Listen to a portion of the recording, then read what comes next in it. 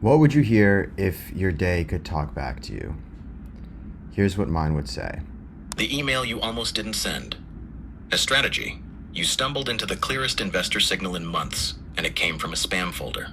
So it turns out that email I was procrastinating sending on Monday, I actually sent from my y.lol domain, and it definitely went straight to spam. The YLOL domain killed your first pitch, but the rewrite you sent this morning was yours.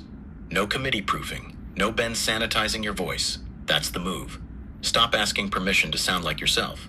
Jordan doesn't want a polished deck. He wants the guy who shipped a 60% cost reduction and a podcast feature in one day.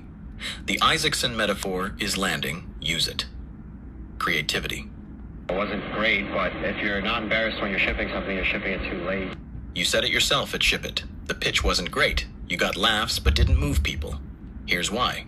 You're explaining features when you should be asking questions. You know this. And I've known this, but I haven't yet implemented it. And that's that to pitch the product, I don't lead with what I'm doing. I ask whoever I'm speaking to what they're doing, what they're working on, and then explain how the app can help by capturing it and playing it back to them in a story. But you haven't implemented it. Tomorrow at the demo, don't open with ambient capture. Ask Flavio what he's working on. Ask the filmmaker what she's struggling with. Then show them their own words played back. That's the remarkable thing you keep walking past. Philosophy. No one cares, and honestly, I have such a crazy mentality that it's like,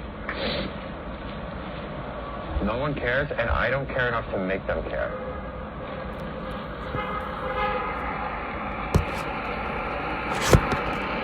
Like, my mentality is like, fuck them, they should care, it's their fault for not caring. Read that again. No one cares, and I don't care enough to make them care. This is resistance wearing a philosophical mask.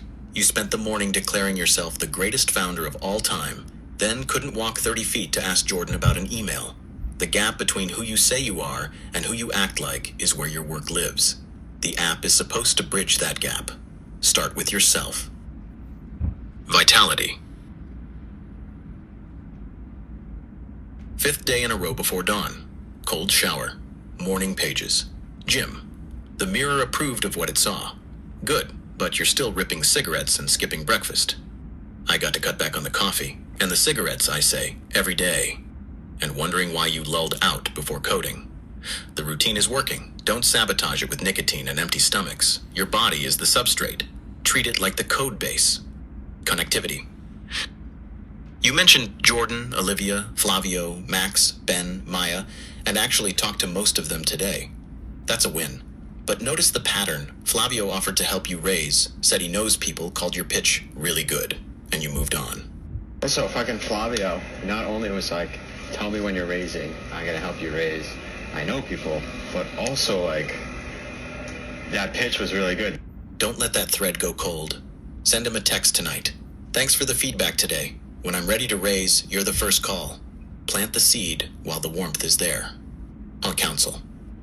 You have 2 hours before your evening routine ends. Will you send Flavio that text, or will you find another reason why today isn't the day?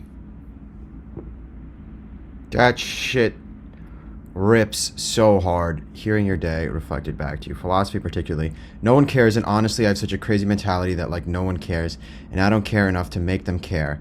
It's like my mentality, it's like, fuck them. They should care. It's their fault for not caring. That's me living in the gap between stated intent and acted intent. And the only way to do is to reflect.